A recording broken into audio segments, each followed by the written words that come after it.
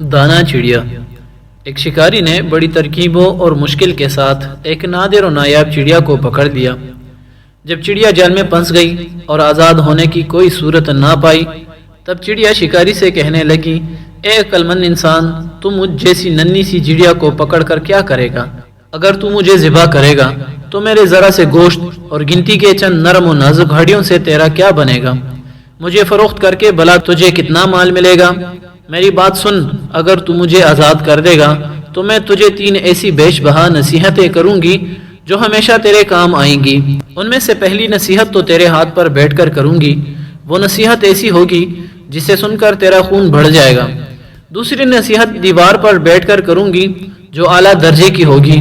تیسری نصیحت شاخ پر بیٹھ کر کروں گی، اس لیے تیری دانائی، جوانمردی اور دور اندیشی کا تقاضا یہی ہے کہ تو مجھے آزاد کر دے۔ ان 3 نصیحتوں پر عمل کر کے تو دنیا میں بڑا نام پائے گا۔ شکاری تھوڑی دیر سوچنے کے بعد راضی ہو گیا۔ چڑیا اڑ گئی، شکاری کے ہاتھ پر آ بیٹھی۔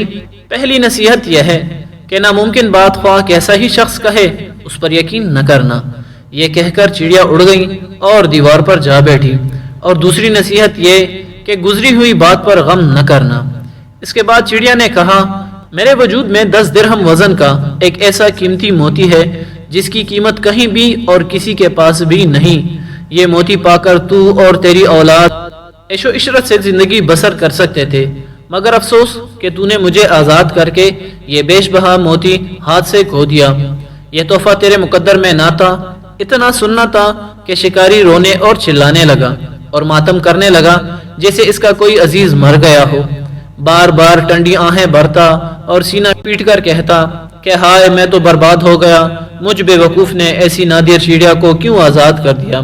شکاری جب رو چکا تب چڑیا نے کہا، اے بے وقوف، میں نے پہلے ہی نصیحت کر دی تھی کہ گزری ہوئی بات کا غم نہیں کرنا چاہیے۔ جب یہ بات ہو گئی تو کف افسوس ملنا کیسا۔ دوسرا چڑیا نے کہا، اے نادان، تو نے میری پہلی بات غور سے نہیں سنی۔ میں نے کہا تھا کہ ناممکن بات کا ہرگز یقین نہیں کرنا چاہیے، خواہ وہ کیسی ہی کیوں نہ ہو۔ ذرا سوچ تو صحیح، مجھ ننھی سی جان کا پورا وجود 3 درہم سے زیادہ نہیں، بھلا 10 درہم وزن کا موتی میرے وجود میں کہاں سے آ گیا؟ یہ بات سن کر شکاری رونا دھونا بھول گیا، حیرت سے چڑیا کو تکنے لگا اور کہا، بے شک تو ٹھیک کہتی ہے، اب مہربانی کر کے تیسری نصیحت بھی کرتی جا۔ چڑیا نے کہا، ارے بھائی، تو نے میری 2 نصیحتوں پر کون سا عمل کیا جو تیسری نصیحت بھی مجھ سے سننا چاہتے ہو؟ وہ قیمتی نصیحت تجھ جیسے بے مغز انسان کے لیے نہیں۔ درس حیات۔ خر دماغ اور جاہل کو کوئی نصیحت کرنا ایسا ہے جیسے بنجر زمین میں بیج ڈالنا۔